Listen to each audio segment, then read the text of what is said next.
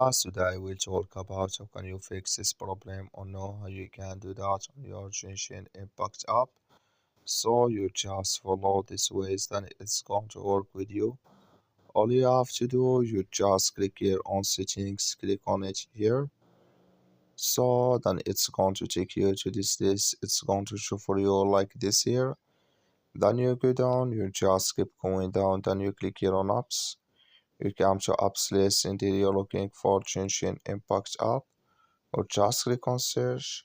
Then here at Genshin Impact, just click on it. You come to next here, then you click on for shop, click on OK. Then you go down, just click on storage, come to storage this here.